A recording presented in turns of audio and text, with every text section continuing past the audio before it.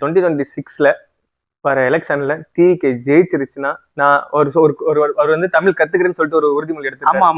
என்ன உறுதிமொழி எடுத்துக்காரு பாத்தீங்கன்னா 2026ல டிவிகே ஜெயிச்சிரும். ஜெயிச்சுட்டு வந்து ஒரு ஃபங்க்ஷன் நடக்கும். அந்த ஃபங்க்ஷன்ல நான் வரும்போது கஷ்டப்பட்டு தமிழை கத்துப்பேன். தமிழ்ல கத்துக்கின்னு அந்த ஃபங்க்ஷன்ல நான் தமிழ்ல பேசுவேன் அப்படின்னு சொல்லிட்டு ஒரு உறுதி கொடுத்திருக்காரு. தோனி வந்து தமிழ்நாட்டுல ட்ரெண்டா இருக்கு. ரெண்டாவது நான் தான் பிகே தான் அப்படின்னு அவர் சொல்லிக்கிறாரு. கேக்குறவன் கேனா கேரம் போர்டை கண்டுபிடிச்சு கே ரவிக்குமார் நீ பிகே யார் பக்கம் நிக்கிறாரு சொல்லிட்டு ரொம்ப எல்லாம் பயங்கர எதிர்பார்ப்பாங்க. அவரு வீகம் வகுத்து கொடுப்பாரு, ரொம்ப இறங்கி வேலை செய்வாரு அப்படின்னு எதிர்பார்ப்பாங்க. அந்த ஒரு ரீசனுக்காக அவர் சொன்னாரு. சோ அதையும் நம்ம பொறுத்து இருந்தா பாக்கணும். டிவிக்கு 2026 டிவிகே ஜெயிக்குமா, ஜெயிச்சுட்டு அந்த ஃபங்க்ஷன் இவர் வந்து தமிழ்ல பேசுவாரா அப்படின்னு சொல்லிட்டு நம்ம பொறுத்து இருந்தா பாக்கணும். அதுக்கு எவ்வளவு பேர் அனௌன்ஸ் பண்ண போறாங்கன்னு தெரியல. அது எப்படி எவ்வளவு பிரம்மாண்டமா இருக்க போகுதுன்னு தெரியல.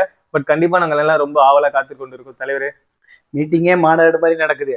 மாநாடு எப்படி நடக்க போதும், அதுதான் ஒரு மாநாடை பார்த்தோம், இன்னொரு மாநாடை பார்ப்போம். அப்படியே நடத்தணும்.